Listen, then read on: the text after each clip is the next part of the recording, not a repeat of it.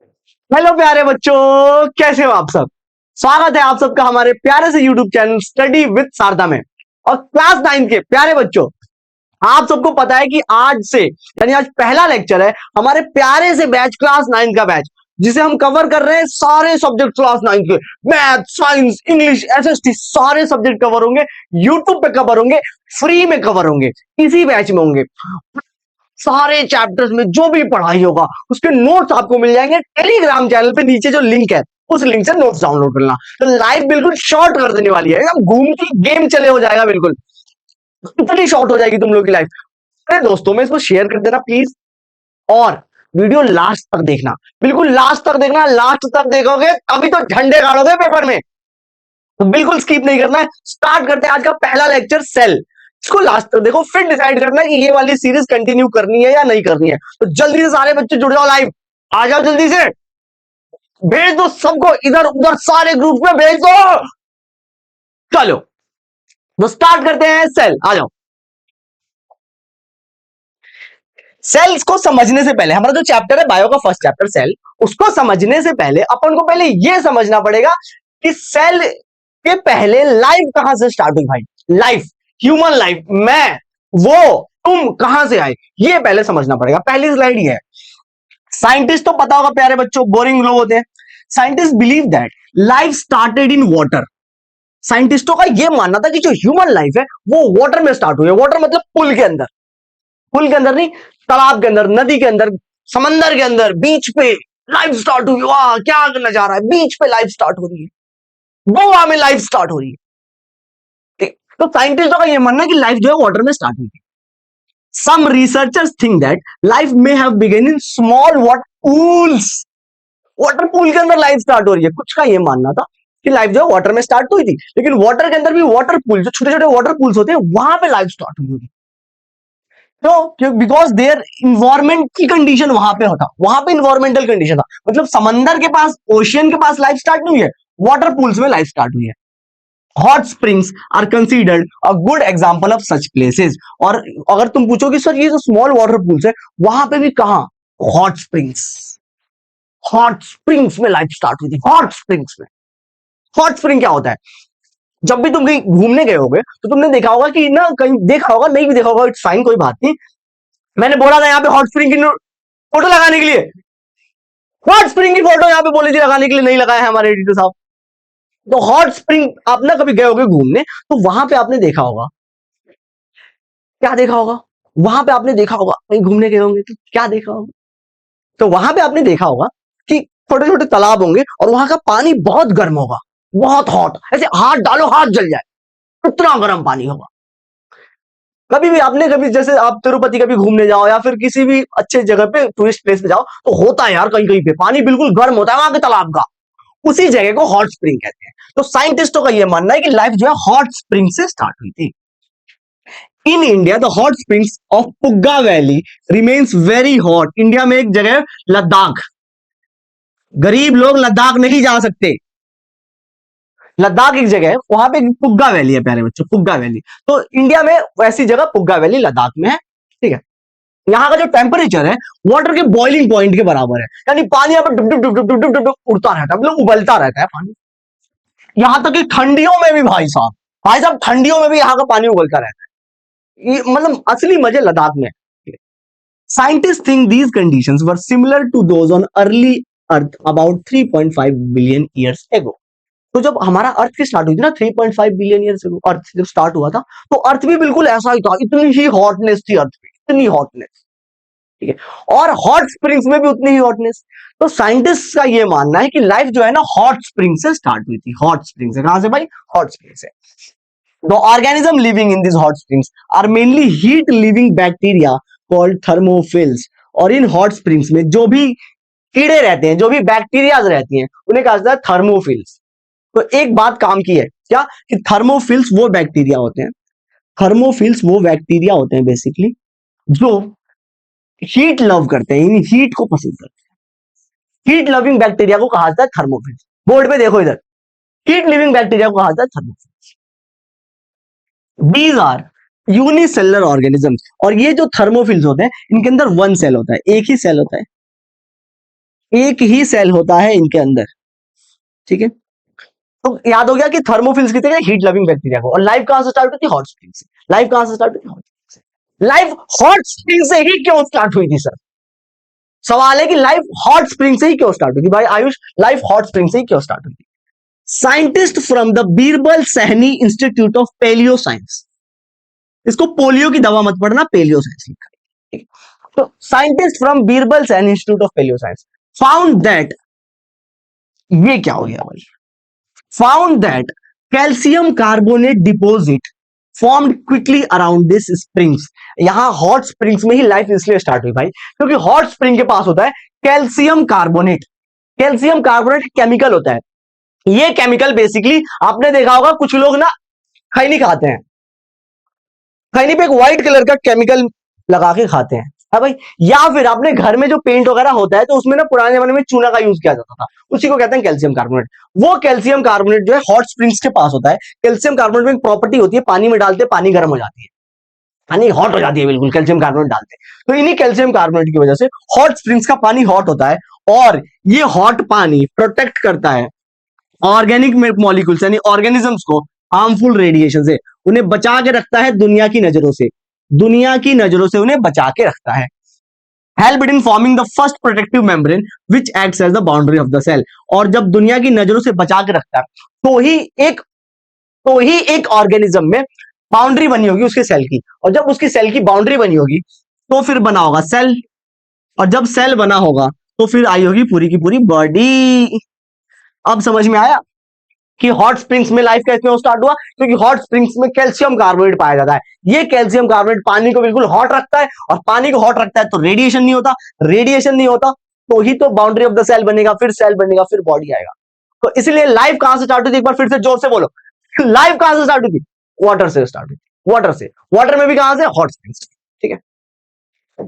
चलो अब आते हैं, देखो व्हाट इज सेल, अगली स्लाइड है भाई, व्हाट इज सेल यानी सेल क्या है। हमने ये तो समझ लिया कि सेल आया कहां से, सेल आया हॉट स्प्रिंग से। अब सेल है क्या, तो a cell is the basic structural and functional unit of all living organism. जितने भी लिविंग ऑर्गेनिजम्स हैं उन सभी लिविंग ऑर्गेनिज्म का जो बेसिक यूनिट होता है ना उसे कहते हैं सेल। स्ट्रक्चरल और फंक्शनल यूनिट, बेसिक स्ट्रक्चरल और फंक्शनल यूनिट जो होता है उसे सेल कहते हैं, ठीक है। कमेंट कोई बच्चा नहीं करेगा, अपन लोग चुपचाप पढ़ाई करेंगे, कोई फोन नहीं चलाएगा। फोन में बिल्कुल चुपचाप पढ़ाई करनी है, जो भी पढ़ा रहा हूं उसे नोट करो चुपचाप। चलो, तो स्ट्रक्चरल और फंक्शनल यूनिट, सेल जो होता है बेसिक स्ट्रक्चरल और फंक्शनल यूनिट होता है। अब ये स्ट्रक्चरल और फंक्शनल यूनिट क्या है, ये समझो। ये दिख रहा है मेरा टी शर्ट, ये टी शर्ट को ऐसे मैं ऐसे जोर से खींचूंगा तो फट जाएगा, ठीक है। मैं क्या कह रहा था कि जो टी शर्ट है ना ये धागों से बना है बेटा, धागों से बांधा एहसास दिल के रिश्तों का, रिश्ता ये तेरा। इससे ज्यादा गाऊंगा बच्चे की वीडियो छोड़ के चले जाएंगे। प्यारे बच्चों में क्या कर रहा था कि जो टी शर्ट है ना ये धागों से बना है, किससे बना है, धागों से बना है। वैसे ही जो तुम्हारा घर है, होम, योर हाउस, सर घर घर नहीं, होम, जो होम है प्यारे बच्चों तुम्हारा, वो किससे बनता है, ईंट से बनता है। किससे बनता है भाई, ईंट से। हमने तो सुना है कि घर घर तब बनता है जब घर में कोई, तो घर जो है तुम्हारा ईंट से बनता है भाई, है भाई, ईंट से बनता है। तो ये ईंट क्या है, ये बेसिक यूनिट है भाई। क्या ये है तुम्हारी ईंट, बेसिक यूनिट है भाई, है ना। तो वैसे ही जैसे कपड़े की बेसिक यूनिट जो होती है धागा होती है, घर की बेसिक यूनिट ईंट होती है, हमारे बॉडी की जो बेसिक यूनिट है भाई वो है सेल, बेसिक स्ट्रक्चरल यूनिट।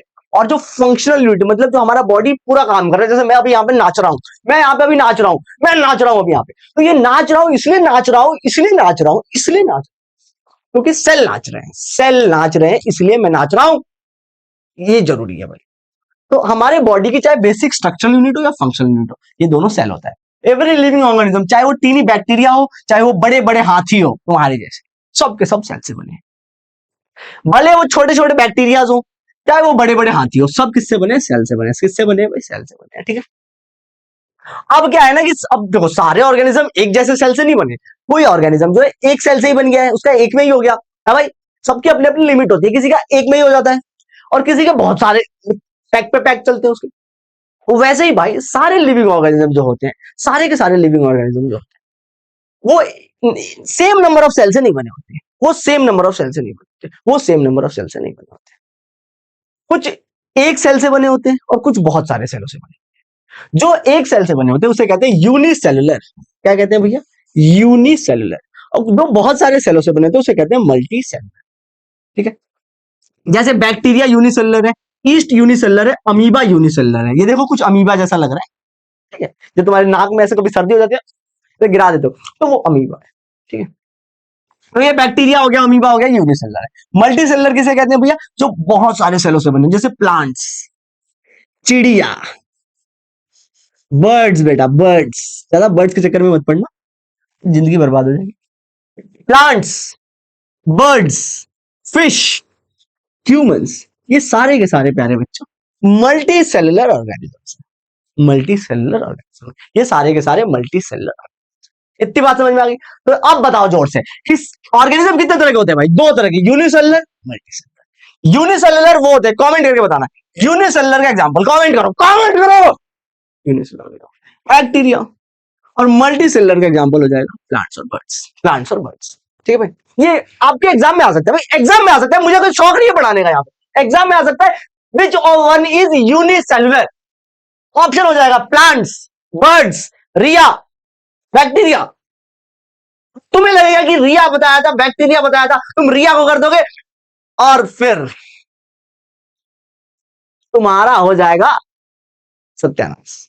तो बैक्टीरिया, यूनिसेलुलर बैक्टीरिया और मल्टी सेलुलर ये सारे होते हैं। ठीक है, अब देखो स्ट्रक्चर कैसे होता है। जैसे दो ऑर्गेनिज्म मल्टी सेलुलर होते हैं, उनका स्ट्रक्चर कैसे होता है? जैसे यहाँ स्ट्रक्चर होता है कि ईंटें मिलती है, ब्रिक्स मिलता है, मिस्त्री का कोर्स भी चल रहा है भाई, साइड में मिस्त्री का कोर्स चल रहा है। ठीक, अगर ईंटें होती है तो ईंट पे ईंट रखते हो, है भाई, ऐसे ईंट पे ईंट रखते हो। जब ईंट पे ईंट रखते हो तो क्या बनती है? बताओ बताओ आयुष, क्या बनती है? दीवार बनती है, तुम्हारे और उसके बीच दीवार बन जाती है सर। तो ईंट पे ईंट रखते हो तो दीवार बन जाती है, और जब दीवारें बहुत सारी बनती है तो क्या बनता है? कमरा। और कमरे के अंदर क्या होता है? कुछ भी करो, तुम्हारी मर्जी। तो दीवार से कमरे बनते हैं और कमरों से ही तो घर बनता है, कमरों से ही तो घर बनता है। तो ये तो मिस्त्री का कोर्स साइड में चल रहा है, इधर आओ पढ़ाई वाले। वैसे ही ह्यूमन में क्या होता है प्यारे बच्चों? सेल मिलते हैं तो टिश्यू बनता है। वो वाली टिश्यू नहीं जो जैसे तुम्हें यूज करके फेंक दिया ना, वो टिश्यू नहीं, वो टिश्यू होती है जिसे ह्यूमन टिश्यू, ह्यूमन का सेल मिलता है उसे टिश्यू कहते हैं। तो सेल से मिलकर टिश्यू बनता है, जो हम अगले चैप्टर में पढ़ेंगे। अगर अभी इस चैप्टर में नहीं पता, रोना नहीं है, कोई नहीं रोएगा, नहीं पता टिश्यू तो ठीक है, अगले चैप्टर में पढ़ेंगे टिश्यू के बारे में। सेल मिलकर टिश्यू बनता है, टिश्यू मिलती है तो ऑर्गन्स बनती है, हमारी बॉडी के अलग अलग ऑर्गन्स, जैसे आंखें बनती है उसकी, उसके बाल बनते हैं, उसके हाथें बनती है। तो बेसिकली अलग अलग ऑर्गन्स बनते हैं, टिश्यू बनते हैं, और ऑर्गन से बनता है ऑर्गन सिस्टम, ऑर्गन से बनता है ऑर्गन सिस्टम।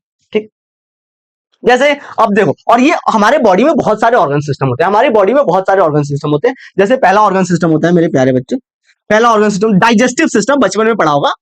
जब हम बहुत ज्यादा ठूस लेते हैं शादियों में तो हमारा डाइजेस्टिव सिस्टम गड़बड़ा जाता है और हम हर 2 मिनट में वॉशरूम के बाहर दिखते हैं, हमारा सारा बेड़ा गर्क हो जाता है, सब इंप्रेशन बनाने के चक्कर में रहते हैं, इंप्रेशन ही खराब हो जाता है।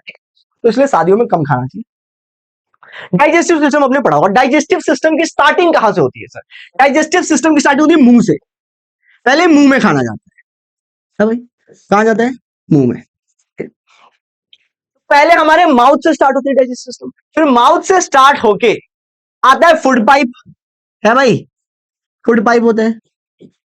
और फूड पाइप के बाद आता है प्यारे बच्चों स्टमक, तोंद, खाना कहां आता है? तोंद में। फिर स्मॉल इंटेस्टाइन, घूमती गेम चले,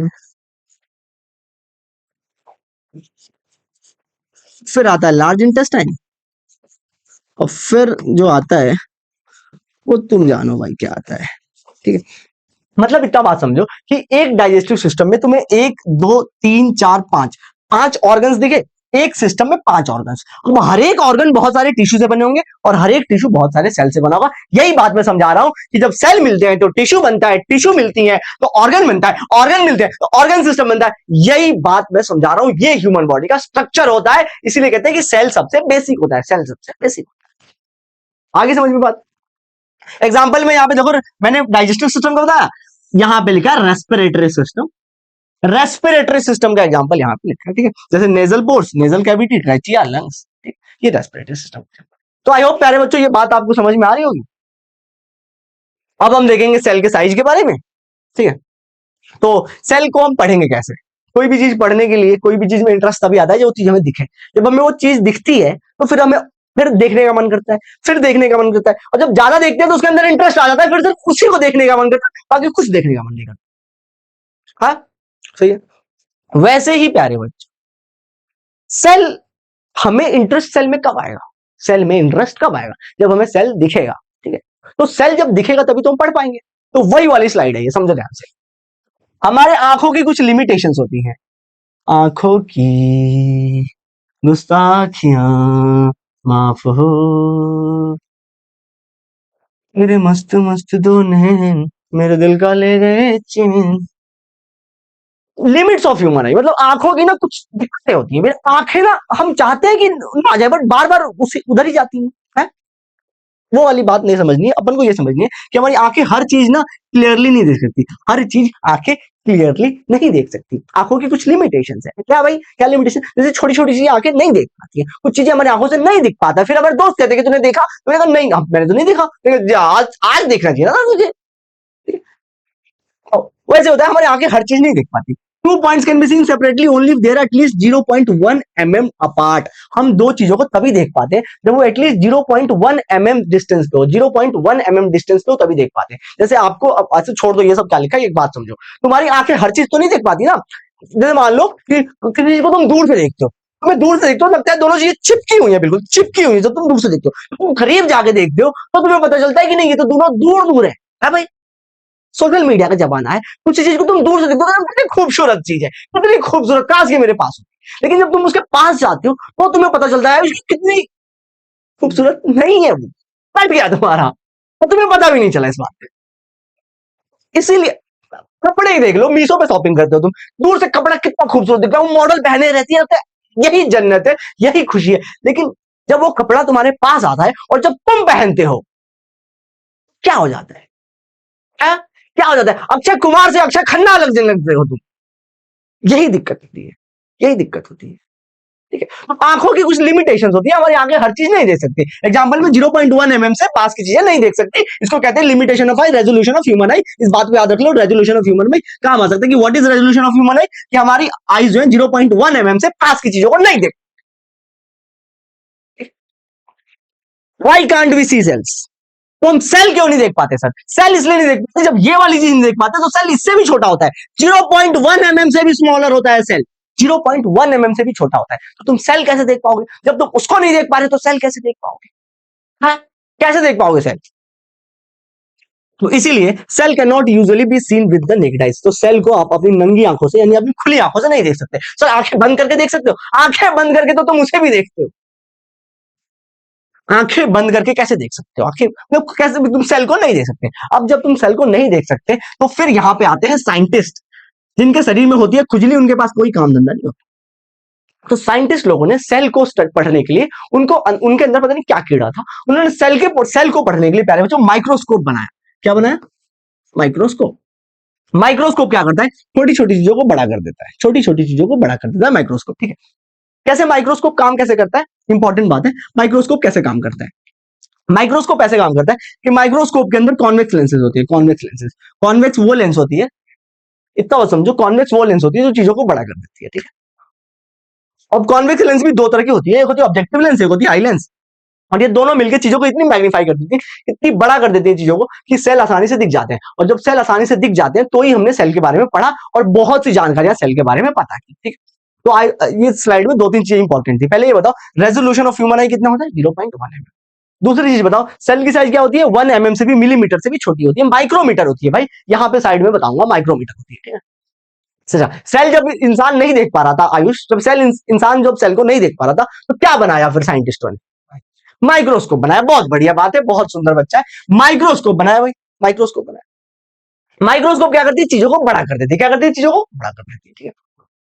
अच्छा, माइक्रोस्कोप में क्या होता है भाई, कॉन्वेक्स लेंस होता है, क्या होता है, कॉन्वेक्स लेंस। अच्छा, कॉन्वेक्स लेंस होता है, अच्छा कितने कॉन्वेक्स लेंस होते हैं, दो, एक ऑब्जेक्टिव लेंस यानी जहां पे ऑब्जेक्ट है वहां पे, और एक आई लेंस यानी जहां तुम्हारी आंखें हैं वहां पे, और ये दोनों मिलके क्या करती है, चीजों को बहुत बड़ा कर देती है, और जब बड़ा कर देती है आसानी से दिख जाता है। यहाँ पे आप लोग देख सकते हो, ठीक है, कहीं यहाँ पे न्यूक्लियस होगा, ठीक है, तो ये देखो ध्यान से, माइक्रोमीटर में कहीं यहाँ पे सेल की साइज जो है माइक्रोमीटर में एग्जिस्ट करती है, सबसे छोटा एटम होता है नैनोमीटर में, एटम जो होता है वो नैनोमीटर में होता है, ठीक है, चलाओ ना नैनो से बांध रहे, जान ले लो ना जान रहे, ठीक है। अब यहाँ पे हम माइक्रोस्कोप प्यारे बच्चों दो तरह का होता है, ये दोनों तरह का देख लेते हैं। एक होता है लाइट माइक्रोस्कोप, ठीक है, ठीक है, लाइट माइक्रोस्कोप जो हमारे स्कूलों में होता है, ये दिख रहा है तुम लोगों को लाइट माइक्रोस्कोप, ये हमारे स्कूल के अंदर होता है, use visible lights to see objects, ठीक है, ये ना विजिबल लाइट्स को यूज करते हैं, किन विजिबल लाइट्स को यूज करते हैं ये तुम्हें समझ में भी नहीं आएगा, मैं समझाऊं तो बस इतना समझो कि use visible lights to see objects, ठीक है, इसमें लेंसेज का यूज करते हैं, दो लेंस हमने पिछले पढ़ा, स्कूलों में इसका यूज होता है, बच्चे इसको देख के सेल खुश हो जाते हैं, कहते हैं तू भी देख मजा आया मजा आया, ठीक है, तो बेसिकली यही होता है, और टीचर उनको बेवकूफ बना देते हैं, टीचर सो कॉल्ड उस दिन टीचर लगता है कि हम ही साइंटिस्ट है, हम ही रॉबर्ट हुक है, हम ही ने सेल खोजा है, ठीक है, तो टीचर एकदम कूल रहते हैं, टीचर कहीं और देख रहे होते हैं, बच्चे कहीं और देख रहे होते हैं, और बीच में झूठ मूठ का एक माइक्रोस्कोप होता है कि हम सब मिलकर सेल देख रहे हैं, लेकिन कोई सेल नहीं देख रहे, सब इधर उधर देख रहे होते हैं। तो इधर देखो, ये लाइट माइक्रोस्कोप होता है जो स्कूलों में यूज होता है। दूसरा है इलेक्ट्रॉन माइक्रोस्कोप, इलेक्ट्रॉन माइक्रोस्कोप, ये देख रहे हो कुछ अजीब सी चीज लग रही है, जैसे कोई परमाणु बम हो या फिर उसके बालों का पिन हो, ठीक है, तो ये होता है इलेक्ट्रॉन माइक्रोस्कोप, ये इलेक्ट्रॉन को यूज करता है, लाइट्स यूज नहीं करता, इलेक्ट्रॉन्स यूज करता है, ठीक है, इसमें मैग्निफिकेशन काफी ज्यादा होता है, ये मतलब ये बहुत क्लैरिटी दिखाता है, जूम करके दिखाता है, एचडी में दिखाता है, बिल्कुल एचडी क्वालिटी में, 4K क्वालिटी में दिखाता है, ठीक है, साइंटिस्ट इसका यूज करते हैं सेल को पढ़ने के लिए, ठीक है, या फिर लैब्स में इसका यूज होता है, किसका भाई, इलेक्ट्रॉन माइक्रोस्कोप का। तो माइक्रोस्कोप दो तरह के होते हैं, light microscope, electron microscope, light microscope, electron microscope, light microscope school में होता है और ये लैब्स में यूज होता है, साइंटिस्ट यूज करते हैं इसको, कौन यूज करता है, साइंटिस्ट यूज करते हैं, ठीक है? और जब प्यारे बच्चों, मेरे दुलारे बच्चों, जब हमने माइक्रोस्कोप से सेल को देखा तो अब हमें पता चला सेल के स्ट्रक्चर के बारे में, ले ले ले ले ले ले ले ले ले ले। हमें पता चला स्ट्रक्चर के बारे में, ठीक है, तो सेल के स्ट्रक्चर को जब हमने देखा तो हमारी आंखें खुली की खुली रह गई, हमने कहा इतने खूबसूरत सेल होता है, हमने तो ये सोचा था कि सबसे खूबसूरत चीज दुनिया के अंदर हम है, लेकिन सेल इतना खूबसूरत है। वो स्ट्रक्चर ऑफ द सेल जब हमने देखा तो हमें सबसे पहला जो मिला वो मिला सेल मेम्ब्रेन। कौन मिला भाई, सेल मेम्ब्रेन। सेल मेम्ब्रेन क्या होती है sir, every cell is surrounded by a thin boundary called cell membrane. हर एक सेल के पास एक बाउंड्री होती है, हर एक खूबसूरत चीज के पास देखना कुछ बेसिकली कीड़े मंडराते रहते हैं, ठीक है, कोई भी हो सकता है वो कीड़ा, तुम भी हो सकते हो, कोई भी हो सकता है वो कीड़ा, ठीक है, तो सेल मेम्ब्रेन के पास भी बेसिकली सेल मेम्ब्रेन के पास एक बाउंड्री होती है, उसी बाउंड्री को क्या कहते हैं, माफ करना, सेल के पास बाउंड्री होती है, उस बाउंड्री को कहते हैं सेल मेम्ब्रेन। हर एक सेल के पास एक बाउंड्री होती है, हर एक सेल के पास एक बाउंड्री होती है, उस बाउंड्री को सेल मेम्ब्रेन कहते हैं, ठीक है। सेल मेम्ब्रेन करता क्या है, सेल को ना बाकी इन्वायरमेंट से बचा के रखता है। सेल मेम्ब्रेन कहता है सेल को कि तू कहीं भी इधर उधर मत देखा कर, तू सिर्फ मुझे देखा कर, ठीक है, तो सेल मेम्ब्रेन सेल को बचा के रखता है। जैसे समझो ये सेल है प्यारे बच्चों, ये सेल है, तो ये वो कीड़ा है, ये वो कीड़ा है सेल मेम्ब्रेन नाम का, ठीक है, जिसने सेल को बचा के रखा है, ठीक है। It controls the movement of the substance in and out. अच्छा क्या करता है ये कहता है कि सेल के अंदर कोई भी चीज जाएगा तो मुझसे पूछ के जाएगा, बिना मुझसे पूछे कोई भी चीज सेल के अंदर नहीं जा सकती, तो सेल के अंदर कोई भी चीज मुझसे पूछ के जाएगी, ठीक है, ये बात है, ठीक है। तो समझ में आ गया क्या कि सेल के बाहर एक बाउंड्री होती है, उसे सेल मेम्ब्रेन कहते हैं। एक बार फिर से देख लो, every cell is surrounded by a thin boundary called cell membrane. Cell के बाहर एक बाउंड्री होती है आयुष, उस बाउंड्री को क्या कहते हैं, सेल मेम्ब्रेन कहते हैं। फंक्शन देखो, फंक्शन देखो, पहला है सेल को क्या करना है भैया, बोलो आयुष, सेल को क्या करता है, ये प्रोटेक्ट करता है, सेल को बचा के रखता है, सेल को बचा के रखता है, सेल को उसका शेप देता है, शेप देता है, मतलब देखो सेल को उसका शेप क्यों देता है, क्योंकि बाहर बाहर सेल मेम्ब्रेन होता है, अगर सेल मेम्ब्रेन नहीं होता तो सेल तो भाग जाता, और जब सेल भाग जाता तो शेप कैसे मिलती है उसको, सेल को उसका शेप देता है कौन, सेल मेम्ब्रेन, ठीक है। और कोई भी सामान सेल के अंदर बाहर जाएगी तो किससे पूछ के जाएगी, सेल मेम्ब्रेन से। यहां पे आप देख सकते हो यही है वो कीड़ा, सेल मेम्ब्रेन वाला। सेल मेम्ब्रेन के बारे में डिटेल अभी आगे पढ़ेंगे, ठीक है। Important features, the cell membrane has a lipid bilayer meaning two layers of the fat molecules, ठीक है। सेल मेम्ब्रेन में प्यारे बच्चों लिपिड होती है, लिपिड बाई लेयर लिपिड होती है, बाई लेयर मतलब दो लेयर, बाई लेयर मतलब दो लेयर। देखो ये तुम्हें दिख रहा है नीला नीला, आज ब्लू है पानी पानी, ये ब्लू ब्लू दिख रहा है? इसी को लिपिड कहते हैं। तो सेल मेम्ब्रेन में दो लिपिड होती है भाई, बाई लेयर लिपिड होती है, ठीक है, दो लेयर्स होते हैं इसके, ठीक है। Water attracting heads face outwards and water repelling tail face inwards, ठीक है, दो लेयर होती है। देखो जो सबसे बाहर वाली होती है एक वो, और एक अंदर वाली होती है वो। बेसिकली एक वाटर को अट्रैक्ट करती है और एक वाटर को रिपेल करती है, ठीक है। वाटर को अट्रैक्ट करती है, एक वाटर को रिपेल करती है, मतलब ये कहती है, ये कहती कहां गई, यहां गई, या आजा आजा, ये कहती है वाटर को आजा आजा, ये वाटर को बुलाती है लेकिन जाने का नहीं, ठीक है। बाहर वाली बुलाती है अंदर आ जाओ अंदर आ जाओ, ठीक है? तो बाहर वाली बुलाती है और अंदर वाली कहती है अब जा तू, अब जा, ठीक है। तो अंदर वाली क्या कहती है अब जा, और बाहर वाली कहती है आ जा। तो बेसिकली दो तरह के लेयर्स होते हैं, ठीक है, एक वाटर को बुलाती है और एक वाटर को भेजती है, ठीक है। Proteins are embedded in this bilayer acts like gatekeeper, और इनके बीच में प्यारे बच्चों, इन लेयर्स के बीच में, इन लेयर्स के बीच में प्रोटीन होते हैं, basically various types of protein. देख लो इन लेयर्स के बीच बीच में क्या होता है, प्रोटीन होते हैं, बीच बीच में क्या होता है, प्रोटीन होता है, ठीक है। तो प्रोटीन होता है इनके बीच बीच में, जो गेट कीपर का काम करता है, ये देखता है कि कौन अंदर आया कौन बाहर गया, कौन अंदर आया कौन बाहर गया, ठीक है। समझ पा रहे हो आप लोग क्या, कि प्लाज्मा मेम्ब्रेन यानी कि सेल मेम्ब्रेन में प्यारे बच्चों दो लेयर्स होती हैं, बाहर वाली बुलाती है और अंदर वाली भेजती है कि अब तू चला जा, अब हो गया सब, तू चल, ठीक है। तो बीच बीच में प्रोटीन होती है, प्रोटीन देखते रहती है, ये सब देखते रहती है, नजारा वाह वाह कौन आ रहा है कौन जा रहा है, सब देख रही है वो प्रोटीन, उसके मजे। Why it is called fluid mosaic model? इसको फ्लूइड मोसाइक मॉडल क्या कहते हैं? The molecules can move sideways, flip, rotate, so the membrane behaves like a fluid. Fluid मतलब होता है प्यारे बच्चों, फ्लूइड मतलब होता है पानी, फ्लूइड मतलब होता है पानी, वो पानी कहीं से भी आ सकता है, नाक से लेट सपोज तुम्हारे पानी आ रहा है, तो तुम्हारे नाक से जो पानी आ रहा है उसको देखना, तुम अलग अलग शेप में आता है, कभी सर करके गिर जाता है, कभी फैल जाता है बिल्कुल ऐसा, तुम सर से फैल जाता है, कभी बिल्कुल सॉलिड होता है, बिल्कुल सॉलिड, कभी कभी मुंह में चला जाता है ऐसे पीछे के रास्ते से। तो क्या कह रहा था मैं, वही कह रहा था मैं कि ये पानी कैसे भी हो सकता है, रोटेट कर सकता है, फ्लिप कर सकता है, और सेल मेम्ब्रेन भी वैसा ही करता है भाई। जैसे तुम बेसिकली बेशर्मों वाली हरकतें करते हो, तुम्हारे घर पे बोलते हैं बेशर्म पढ़ ले, क्योंकि तुम्हारी हरकतें बेशर्म वाली। तो वैसे ही प्यारे बच्चों, जब कोई पानी जो है वो फ्लिप रोटेट करने लग जाता है, तो उसे हम क्या कहते हैं, जब कोई पानी फ्लिप रोटेट करता है तो उसे हम कहते हैं फ्लूइड जैसा है, बिल्कुल कैसे जैसा है, तो फ्लूइड जैसा है बिल्कुल, ठीक है। और सेल मेम्ब्रेन का ना, सेल मेम्ब्रेन प्यारे बच्चों, जो सेल मेम्ब्रेन होता है बिल्कुल टाइल्स की तरह लगा रहता है, बिल्कुल टाइल्स की तरह ऐसे लगा रहता है, ठीक है। तो मोसेक होता है, मोसेक, ठीक है। तो फ्लूइड की हरकतें हैं इसकी, मोसेक तरह लगा हुआ है, इसे कहते हैं फ्लूइड मोसेक मॉडल, इसको कहते हैं फ्लूइड मोसेक मॉडल। क्यों कहते हैं भैया, क्योंकि फ्लूइड की तरह बिहेव करता है, कहीं भी फ्लिप हो सकता है, कहीं भी रोटेट हो सकता है, और बिल्कुल अरेंज कैसे होता है, टाइल्स की तरह, टाइल्स की तरह अरेंज होता है, इसलिए कहते हैं मोसेक, ठीक है। तो याद रखना सेल मेम्ब्रेन का दूसरा नाम क्या था, फ्लूइड मोसेक मॉडल।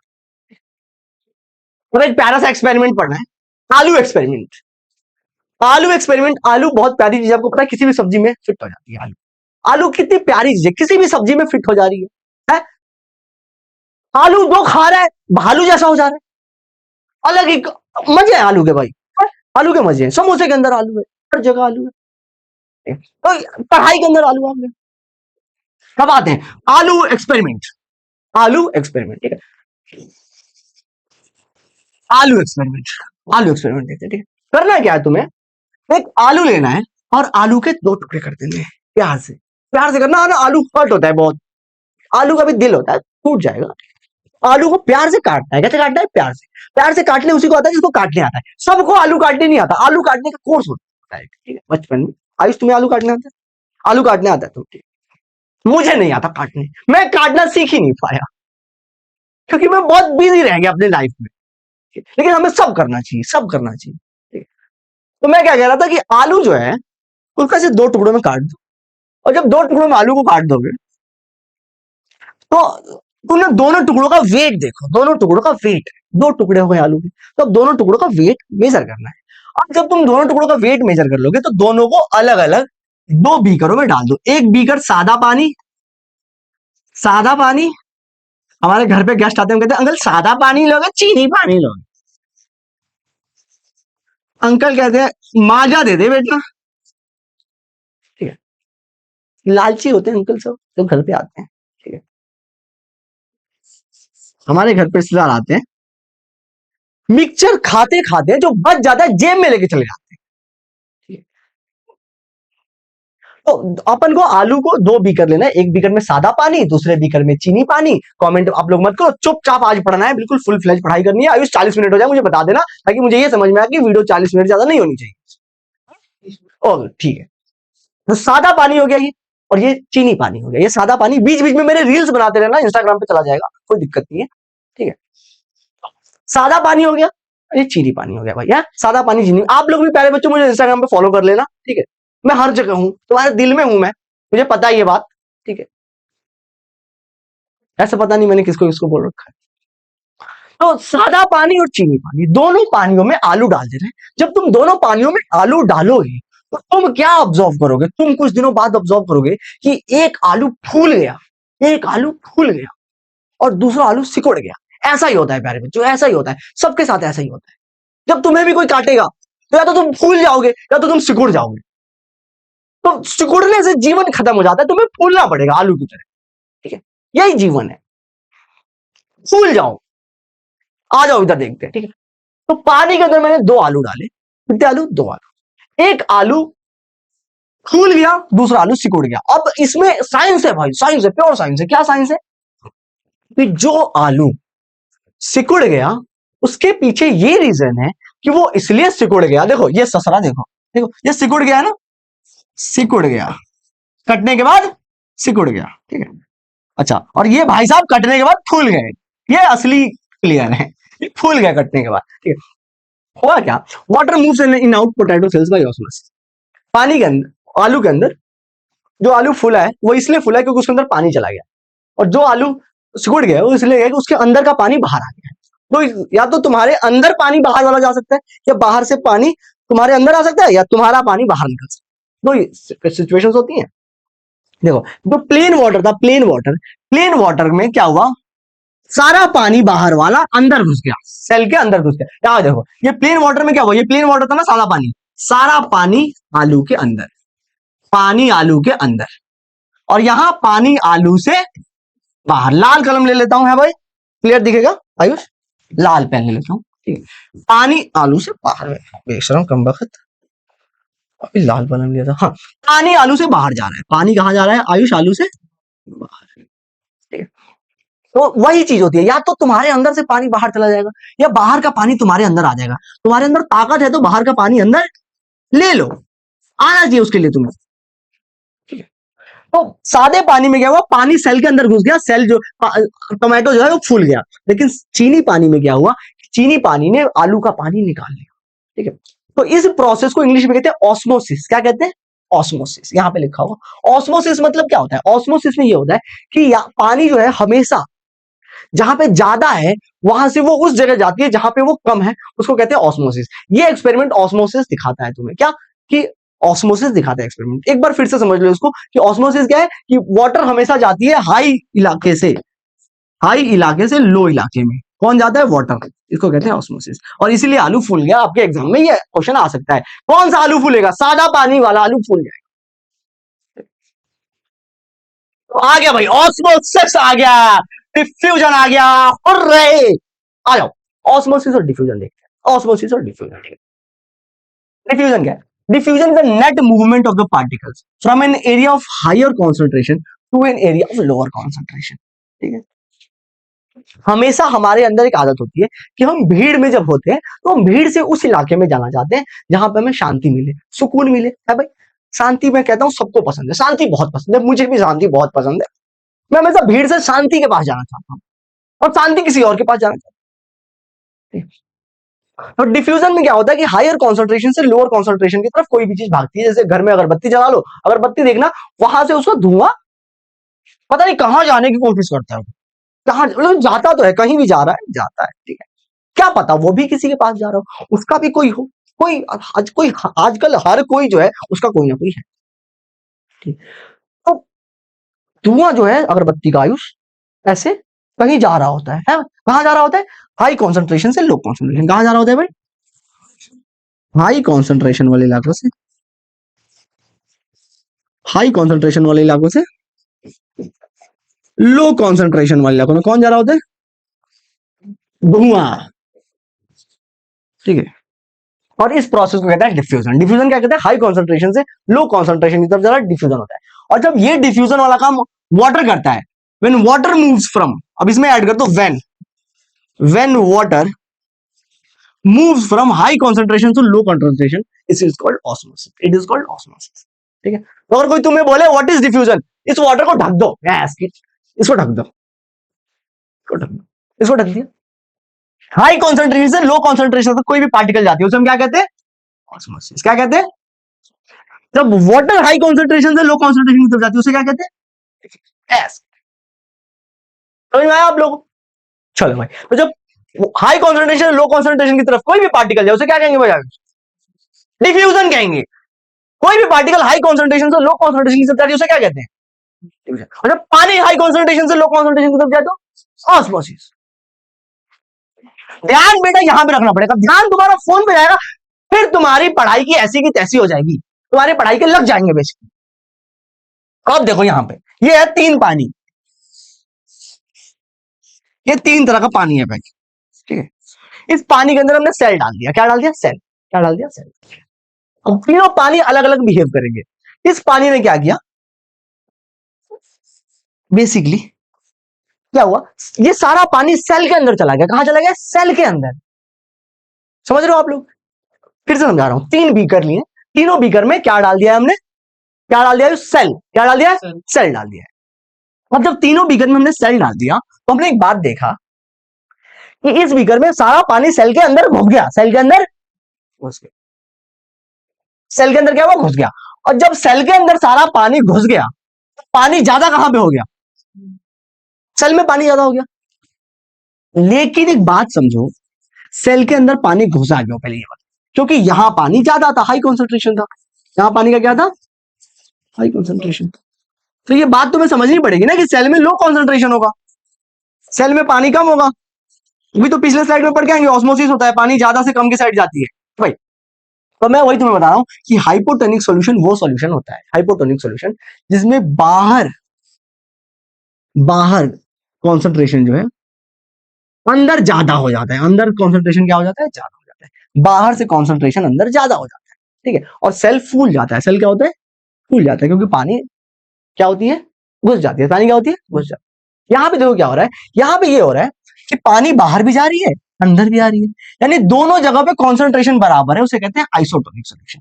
क्या कहते हैं? आइसोटोनिक। इसमें सेल में कोई चेंज नहीं हो रहा। और यहां पे तुम देख रहे हो कि सेल के अंदर का सारा पानी बाहर निकला है। सेल के अंदर का सारा पानी बाहर निकल गया। तो सारा पानी जब बाहर निकल जाता है तो वो सेल हो जाता है हाइपर पतला। क्या हो जाता है? हाइपर पतला। सेल पतला हो जाता है, हाइपर हो जाता है। हाइपर मतलब ज्यादा पतला हो जाता है। ठीक है, और सॉल्यूशन कहते हैं हाइपरटोनिक। हाइपरटोनिक सॉल्यूशन में क्या होता है कि सेल के बाहर कॉन्सेंट्रेशन ज्यादा हो जाता है और अंदर कम हो जाता है। बाहर कॉन्सेंट्रेशन ज्यादा हो जाता है और अंदर कम हो जाता है, और सेल श्रिंक हो जाता है। तो अपन को 3 चीजें समझनी है बहुत अच्छे से। पहली चीज ये समझनी है कि हाइपोटोनिक सॉल्यूशन में सेल फूल जाता है, हाइपोटोनिक हो जाता है, सेल फूल जाता है। हाइपरटोनिक में सेल पतला हो जाता है, और आइसोटोनिक में सेल बराबर रहता है, सेल बराबर रहता है। इसमें कॉन्सेंट्रेशन ज्यादा कहां पे होता है सर? तो ज्यादा अंदर सारा पानी कहां चला गया? अंदर चला गया, तो ज्यादा अंदर होगा। यहाँ पे दोनों जगह कॉन्सेंट्रेशन बराबर होगा। यहाँ ज्यादा पानी बाहर की तरफ चला गया तो ऑब्वियसली कॉन्सेंट्रेशन ज्यादा पहले इसमें होगा, बाहर की तरफ ज्यादा कॉन्सेंट्रेशन होगा। तो ये तीनों हाइपोटोनिक, आइसोटोनिक, हाइपोटोनिक, ये तीनों बात समझ में आ गई। चलो अगली चीज है सेल वॉल, दीवार। सेल वॉल भाई, दीवार जो है कभी कभी बहुत अच्छी चीज होती है, और कभी कभी दो लोगों के बीच में दीवार आ जाती है तो वो बुरी चीज होती है। देखते हैं सेल वॉल, देखते हैं भाई। Why do plants needed a cell wall? ठीक है, plants can not move from one. एक बात हो गया, पेड़ पौधे, एक बात बताना भाई, क्या पेड़ पौधे एक जगह से दूसरी जगह जा सकते हैं? क्या पेड़ पौधे एक जगह से दूसरी जगह जा सकते हैं? नहीं जा सकते। पेड़ पौधों के पास बेसिकली पैर नहीं है ना, तो एक जगह दूसरी जगह नहीं जा सकते। एक बात बताओ, इंसान को तोड़ना आसान होता है कि पेड़ पौधों को तोड़ना आसान होता है? इंसान को।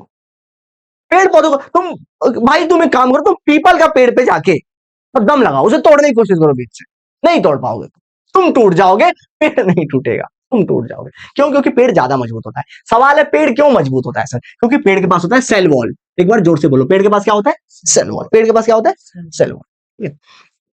प्लांट्स एक जगह से दूसरी जगह नहीं मूव करते हैं, उन्हें ज्यादा सपोर्ट चाहिए होता है, वो ज्यादा सख्त लौंडे होते हैं, सख्त होते हैं ससरे, ठीक है, तो ये ज्यादा रिजिड होते हैं और इसीलिए देयर प्लांट सेल है वो सेल वॉल, इसीलिए उनके पास होता है सेल वॉल। क्या होता है? Cell wall. क्या होता है? Cell wall. और ये सेल वॉल हमारे में, तुम्हारे में, किसी में नहीं होगा। ये सेल वॉल नहीं होता हम लोगों में, इंसानों में नहीं होता, किसी भी ऑर्गेनिज्म में सेल वॉल नहीं होता। सेल वॉल की फीचर्स देखो, ये सिर्फ प्लांट्स में होता है, ठीक है, फंगी बैक्टीरिया में भी हो सकता है, एनिमल में नहीं होता। एनिमल, हम सारे एनिमल है। आयुष तुम क्या हो? एनिमल, जानवर हो तुम, ठीक है, एनिमल। तो सेल वॉल एनिमल में नहीं होता। ये बना होता है सेलुलोज का, ये इंपॉर्टेंट लाइन है भाई। सेल वॉल किसका बना होता है भाई? सेलुलोज का, ठीक है। रिजिड होता है, सख्त होता है, ठीक है। परमिएबल होता है, परमिएबल मतलब होता है जाली होता है, जाली, जाली जाली, समझ रहे हो? छन्नी जैसा, चाय छन्नी जैसा परमिएबल होता है, ठीक है।